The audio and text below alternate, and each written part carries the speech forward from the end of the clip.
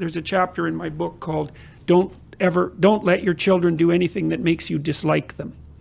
And I'm pretty happy about this chapter, although I suspect it'll be rather controversial. And, it's predicated first on the observation that many people hurt their children physically and psychologically. Because everyone gets sentimental about the relationship between parents and children, but that's especially in relationship to themselves, because they think, well, of course I'm going to be a good parent. It's like, it's not so bloody obvious that you're going to be a good parent, and then what I see happening with people who don't know how to discipline their children is that the children run roughshod over them in their, let's call them hierarchical disputes, because children push for position and hierarchy, and they do that behaviorally to sort of feel out the contours of the social structure. So your kid will act perfectly fine at home, let's say, at the dinner table, but then you take them to a stranger's dinner table and all of a sudden they act out. And you think, what's up with you, you little monster? And what's up is that they're trying to figure out what the power structure is in the new, they don't know this, of course, but they're acting this out. They're trying to figure out if the same rules apply in this new situation as apply in the old situation. And they can't ask that, and they don't even know that they are rules exactly. They're regularities that they've learned.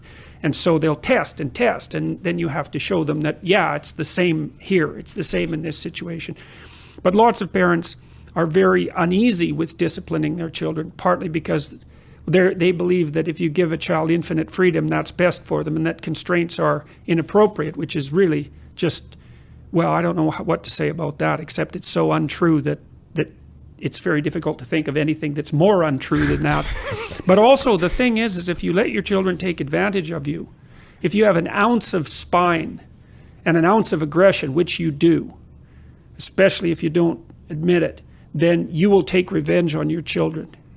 So if they have a temper tantrum in a grocery store and embarrass you, which a child who's canny can do quite effectively, because you wouldn't let them have that pack of crayons or a chocolate bar, and then, you tell yourself it's okay, and that you still, that really didn't make you that angry, and it's okay, but you're fuming inside. And then you go home, and half an hour later, maybe the child is doing some interesting little bit of work, maybe artwork or something, or does something good and comes up for a reward. It's like the probability that you're going to reward that child properly under those circumstances is zero. You're going to take the opportunity to take your revenge.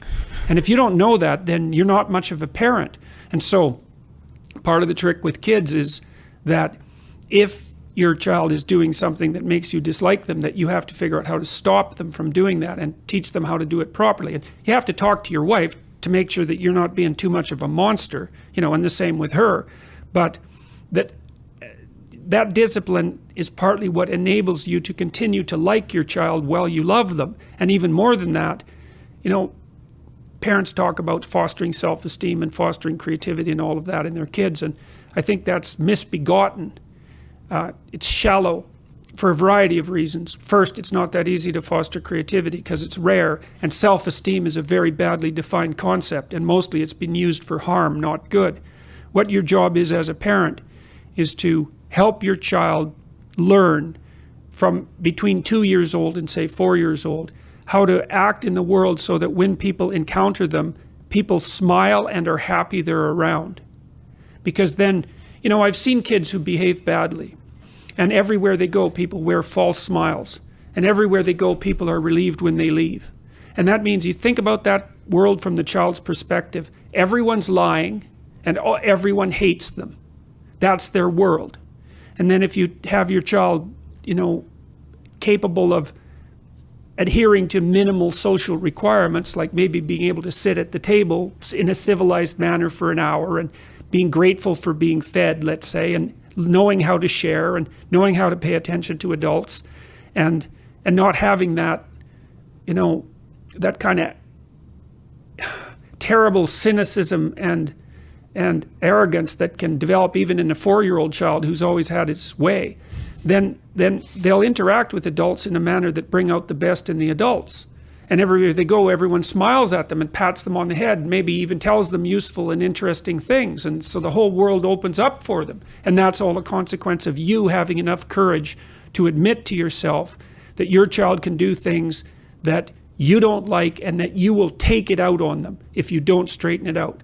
And people don't like that idea because they think, well, I'd never do anything. You know, I love my child. I'd never do anything to hurt them. It's like, yeah, God, right.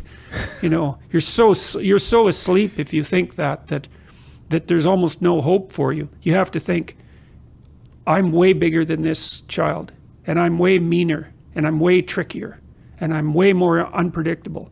And so I better be very careful in my relationships with this child so that the worst of me doesn't come out. And then that gives you enough intelligence to make a disciplinary framework that's minimal and enforce it properly and carefully. And then you can have an unbelievably good relationship with your kids.